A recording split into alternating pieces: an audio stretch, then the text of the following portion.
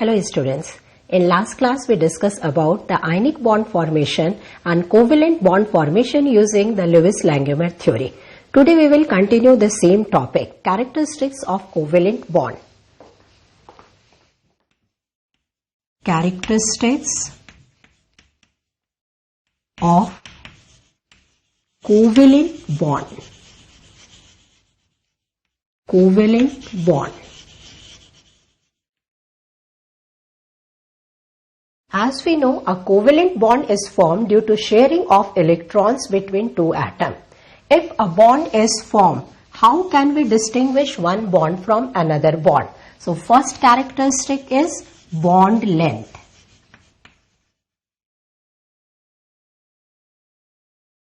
Bond length is defined as the distance between nuclei of two bonded atoms.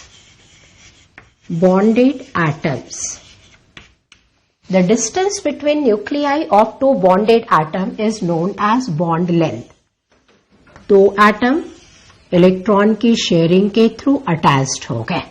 इसके nuclei से इसके nuclei तक के डिस्टेंस को बोला जाता है bond length. Bond length depends upon following factors. First factor, bond length depends upon atomic size.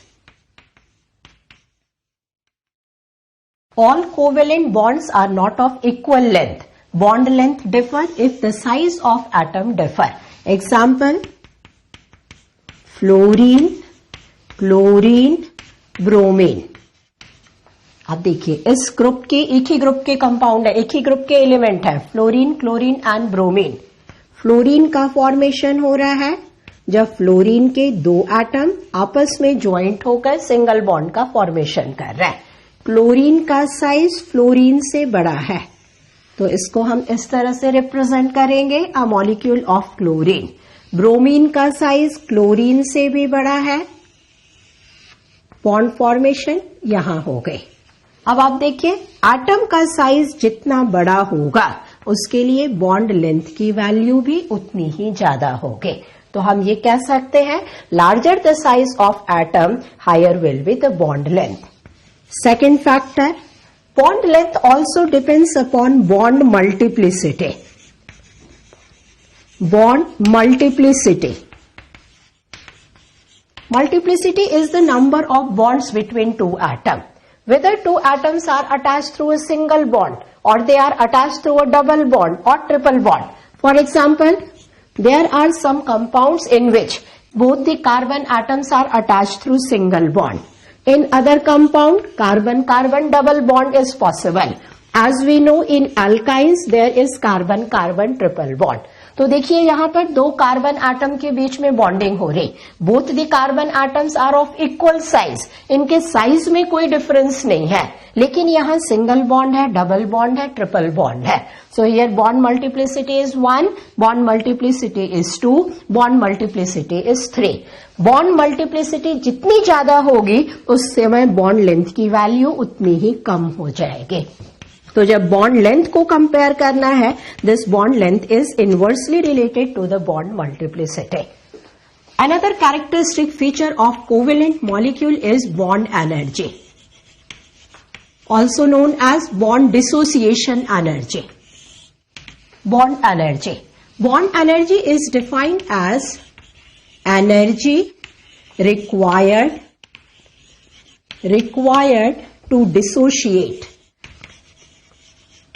to dissociate 1 mole of a particular type of bond. Particular type of bond.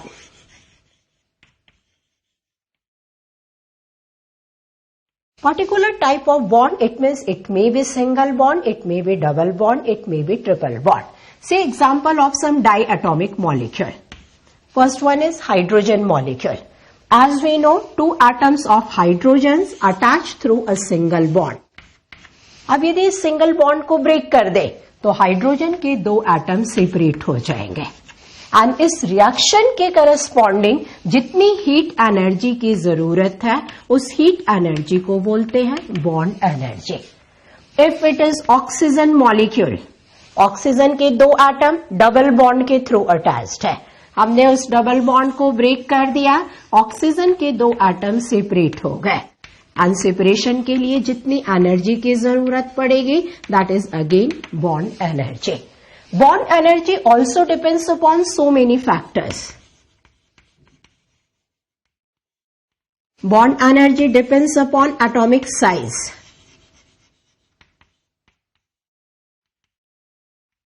Atom का size बड़ा है तो bond length ज्यादा होगी, bond length जितनी ज्यादा होगी उस बॉन्ड को ब्रेक करना उतना ही आसान हो जाएगा। So atomic size it means bond length, और आप याद रखिए bond energy is inversely related to bond length, bond length. So if we compare the bond energy of similar type of molecule, जैसे आपको एग्जाम्पल दिया जाए, compare the bond energy of chlorine and bromine, तो bromine का size बड़ा दिख रहा है, इसका मतलब ब्रोमीन की बॉन्ड एनर्जी क्लोरीन से कम हो जाएगी। Second factor bond multiplicity, bond multiplicity, multiplicity. Bond multiplicity is the number of bonds between any 2 atoms. And what is the relationship? Bond energy is directly proportional to bond multiplicity. Multiplicity. One of the molecule is hydrogen, another one is oxygen, another one is nitrogen. Hydrogen के 2 atom single bond के through attached है, oxygen के 2 atom double bond के through attached है, nitrogen के 2 atom triple bond के through attached है। तो जहां ट्रिपल बॉन्ड होगा मल्टीप्लिसिटी ज्यादा है, उसकी बॉन्ड एनर्जी ज्यादा होगी, जहां सिंगल बॉन्ड प्रेजेंट है वहां बॉन्ड मल्टीप्लिसिटी की वैल्यू कम हो जाएगी।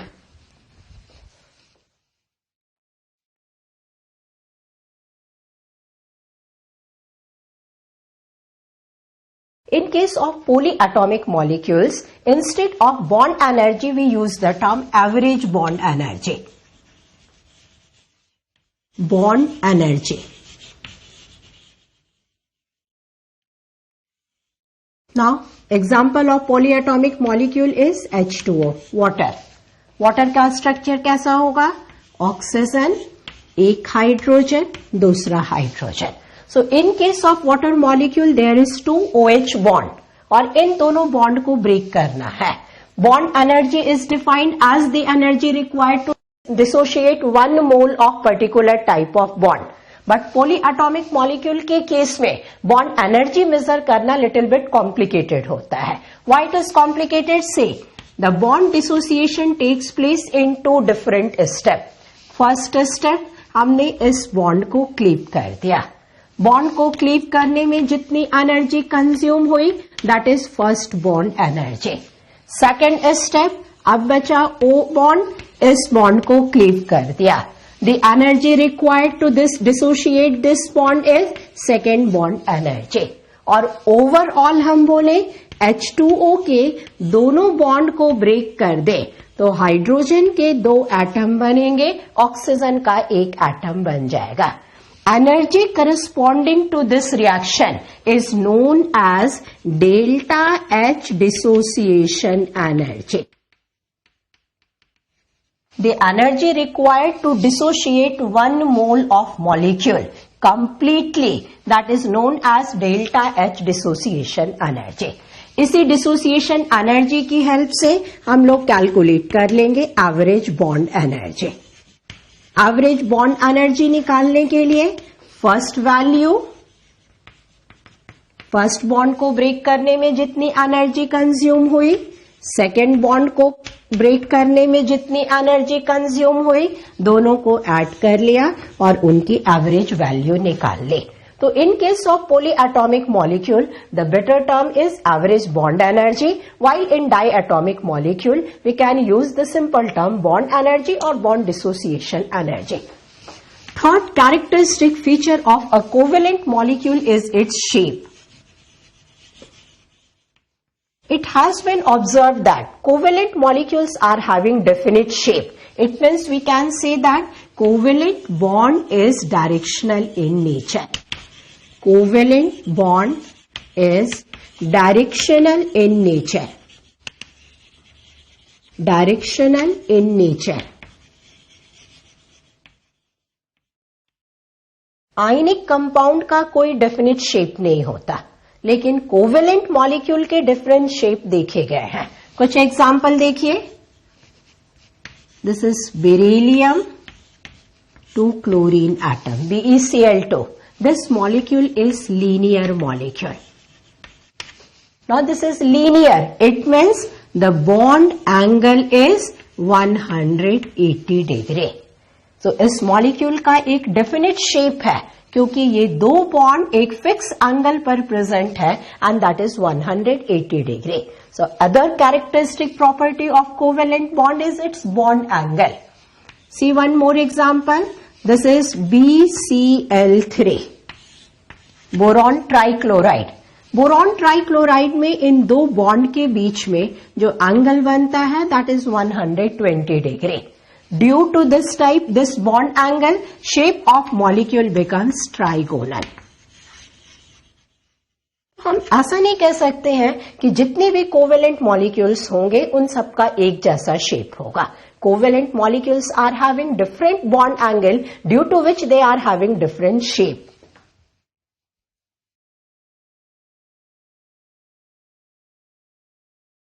Sometimes it is difficult to explain the structure of a covalent molecule by only one structure or one diagram.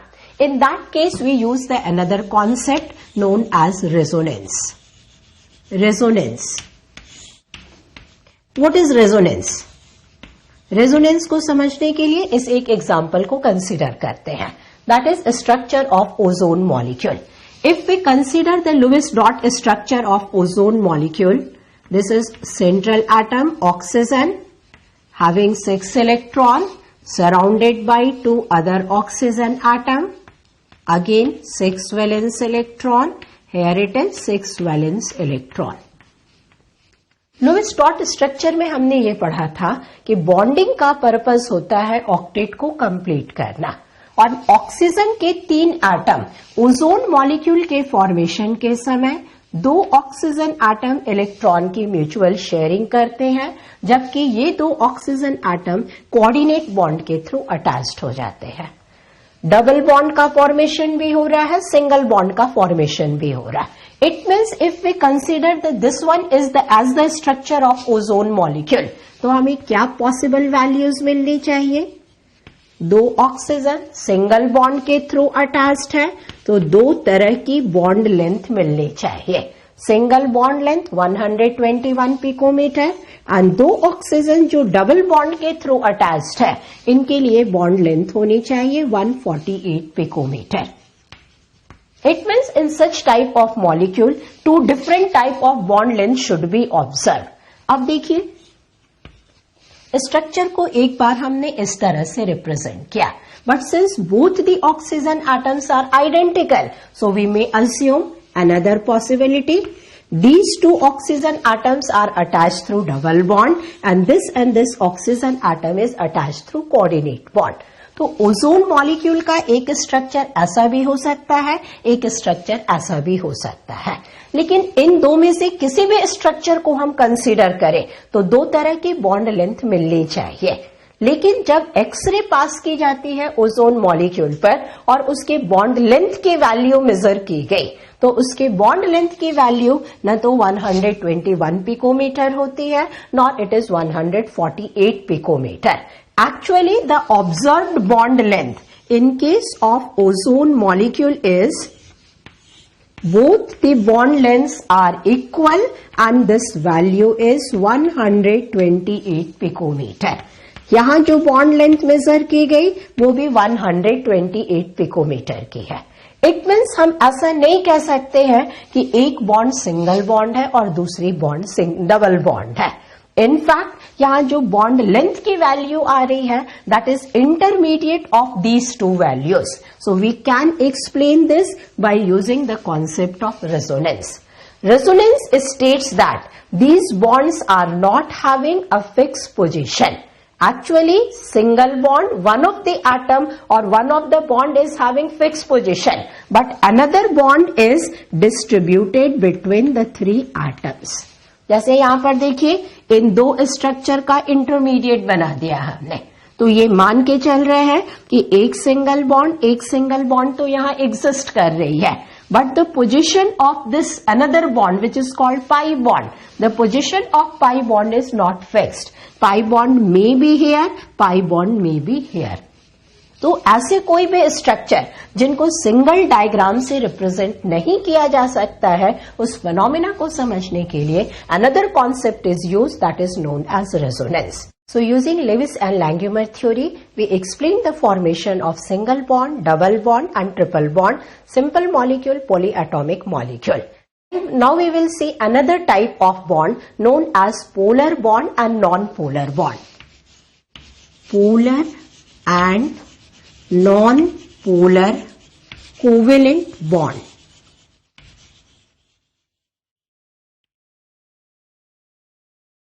Polar bond and non-polar bond. First, understand the term non-polar bond. If a covalent bond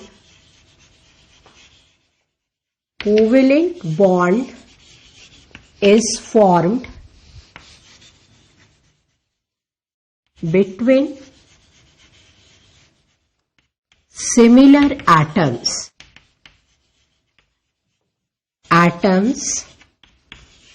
electron density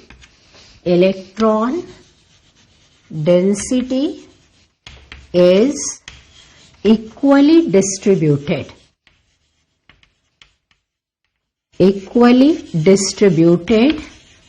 between the nuclei of atoms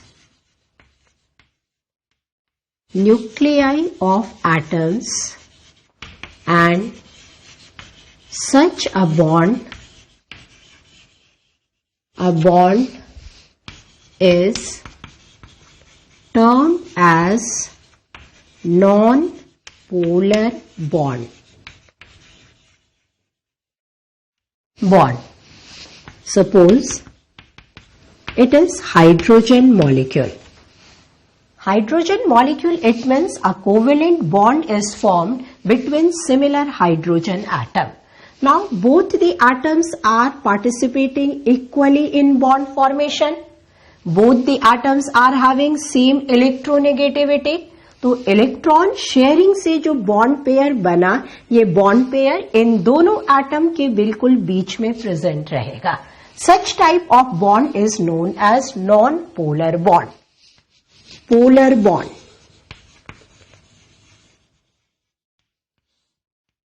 If a covalent bond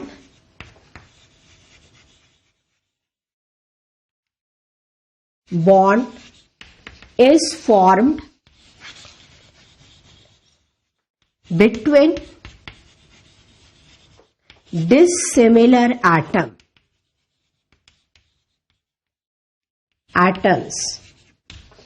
bond is known as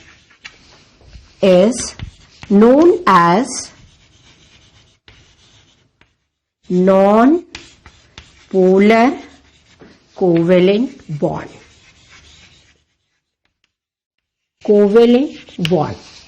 Say another example. Formation of HCl molecule. Hydrogen valence shell में 1 electron, chlorine इसके valence shell में है 7 electron. Octet complete करने के लिए दोनों एक एक इलेक्ट्रॉन की शेयरिंग करेंगे. तो हाइड्रोजन ने अपना 1 इलेक्ट्रॉन और क्लोरीन ने अपना 1 इलेक्ट्रॉन यूज किया. बॉन्ड का फॉर्मेशन हो गया. That bond is single bond. Single bond को ऐसे रिप्रेजेंट कर रहे हैं. Now as we know chlorine is more electronegative than hydrogen atom. So bond formation के बाद क्लोरीन की टेंडेंसी होगी इस बॉन्ड पेयर इलेक्ट्रॉन को अपनी तरफ पुल करने के. इट मीन्स यहां जो शेयर्ड इलेक्ट्रॉन पेयर है वो बिल्कुल बीच में नहीं होकर के क्लोरीन की तरफ शिफ्ट हो जाएगा. And due to shifting of this bond pair towards chlorine, this end partial negative charge will develop and here partial positive charge will develop. Charge separation के कारण इस मॉलिक्यूल में दो तरह के पोल बन गए, दो एंड बन गए, एक पॉजिटिव एंड एंड एक negative end. So such type of bond is known as polar covalent bond. Is it clear? If electron density is symmetrically distributed between two atoms, then bond is called non-polar bond. If electron density is shifted towards one of the atom, then bond formed is called polar covalent bond.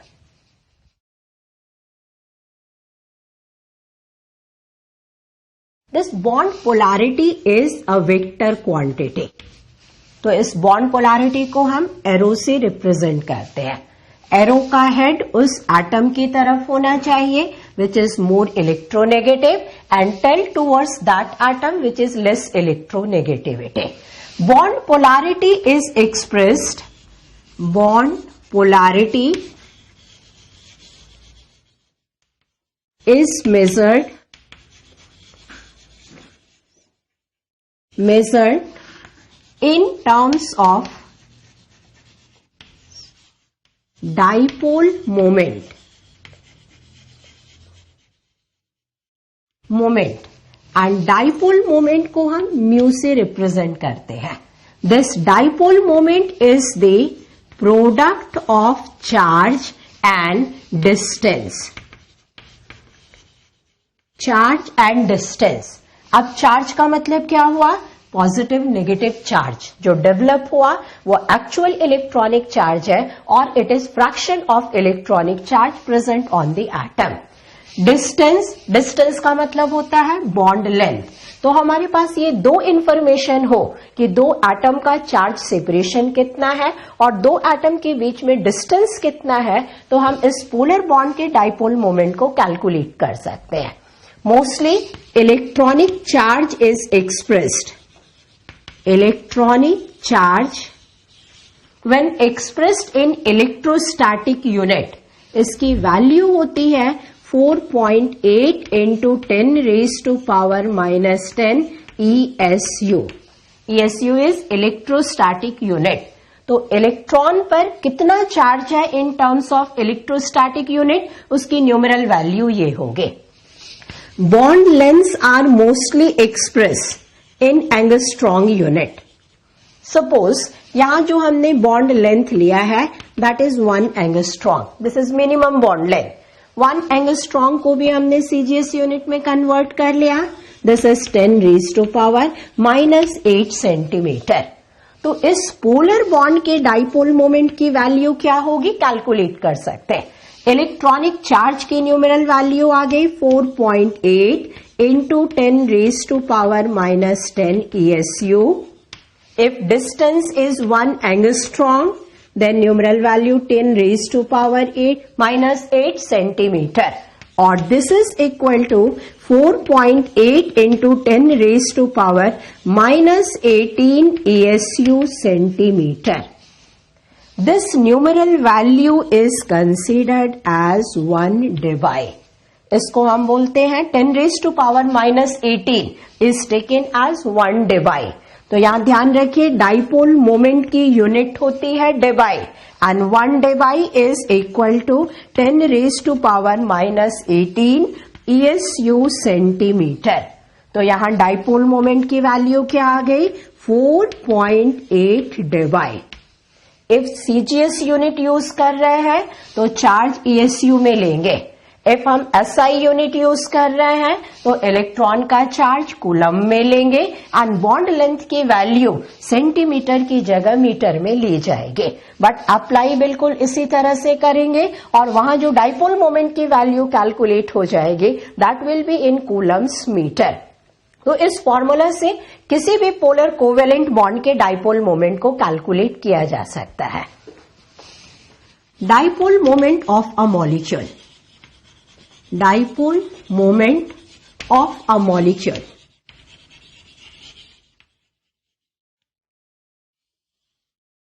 A molecule may have one polar bond, it may have more than one polar bond. So it may be possible that molecule is polar, it may be possible the given molecule is non-polar. See two example. First example, beryllium fluoride. The observed dipole moment of this molecule is 0. It means this molecule is non-polar molecule. Polar molecule. इसके dipole moment की value 0 है. अब dipole moment की value 0 होने का reason देखो. This is beryllium, fluorine के साथ एक सिंगल बॉन्ड बना, फ्लोरीन के साथ यहां दूसरा सिंगल बॉन्ड बना. So this molecule is having two polar bond. Fluorine is more electronegative than beryllium. तो इसके डाइपोल का डायरेक्शन कहां असाइन करते हैं? Towards fluorine atom. दूसरा बॉन्ड पोलर बॉन्ड, यहां डाइपोल का डायरेक्शन हमने असाइन कर दिया. तो इस मॉलिक्यूल के पास दो पोलर बॉन्ड है. Even then its dipole moment is 0. तो डाइपोल मोमेंट 0 होने का रीजन क्या हो सकता है? The molecular shape, because dipole moment is a vector quantity. अब यदि हम इस मॉलिक्यूल को लीनियर मॉलिक्यूल की तरह कंसिडर करें तो ये समझ में आता है कि this dipole moment of this bond is cancelled by the dipole moment of this bond. दोनों की बॉन्ड पोलैरिटी कैंसिल हो जाएगी and observe dipole moment will be 0. One more example, water. Water में भी दो पोलर बॉन्ड है, लेकिन water के लिए डाइपोल मोमेंट की वैल्यू 0 नहीं होती है. इस dipole moment is greater than 0 and if it is greater than 0 तो हम क्या बोलेंगे? इस मॉलिक्यूल के पास दो पोलर बॉन्ड प्रेजेंट है and this molecule is polar as well. तो कंक्लूड क्या करना है? This molecule is polar molecule. अब इस पोलर मॉलिक्यूल को समझने के लिए हम अगेन दो प्रोबेबल स्ट्रक्चर ड्रॉ करते हैं. इफ वाटर का स्ट्रक्चर देखें on the basis of Lewis dot structure, so central atom के पास दो non bonding electron pair present है और दो बॉन्ड पेयर प्रेजेंट है. The arrangement of bond around the central atom should be like this और arrangement should be like this. यही दो पॉसिबिलिटी हो सकती है. दोनों बॉन्ड लीनियरली अरेंज हो या दो बॉन्ड लीनियरली अरेंज नहीं हो. इफ दो बॉन्ड लीनियरली अरेंज हैं तो पॉसिबिलिटी क्या होनी चाहिए? Oxygen is more electronegative than hydrogen. Bond polarity आप ऐसे असाइन करेंगे. This is another bond, again oxygen is more electronegative than hydrogen. So bond dipole का डायरेक्शन आप यहां शो करोगे. इक्वल एंड अपोजिट, इनके इफेक्ट कैंसिल हो गए. So if this one is the structure then molecule should be non polar. ऐसा structure होता तब तो डाइपोल मोमेंट की वैल्यू 0 आ जाती, लेकिन हम ऑब्जर्व क्या कर रहे हैं? This molecule is polar molecule. Non polar तो ये है ही नहीं. पोलर मॉलिक्यूल है, इसका मतलब ये हुआ कि मॉलिक्यूल का शेप लीनियर नहीं है. If it is not linear तो हम दूसरे प्रोबेबल शेप को कंसीडर करें. Suppose this one is the structure of water molecule. तो यहां पर आप डाइपोल का डायरेक्शन असाइन कीजिए. एक वेक्टर हमने यहां लगाया, दूसरा पोलर बॉन्ड वेक्टर यहां लिया. Now if they are not present at the angle of 180 degree there is no scope of cancellation of vector. तो यहां कैंसिलेशन नहीं हो पाएगा और जब कैंसिलेशन नहीं हुआ तो डाइपोल मोमेंट की वैल्यू ग्रेटर देन 0 आ गई. इसका मतलब ये हुआ कि दिस मॉलिक्यूल इज पोलर. तो किसी मॉलिक्यूल के डाइपोल मोमेंट को कैलकुलेट करके हम ये बता सकते हैं कि उस मॉलिक्यूल का प्रोबेबल शेप कैसा होना चाहिए. But using this concept we can not exactly predict what should be the shape of molecule. Molecular shape को प्रिडिक्ट करने के लिए जिलिप्सी एंड नाइहोम ने एक नई थ्योरी प्रपोज की and that theory is known as valence shell electron pair repulsion theory.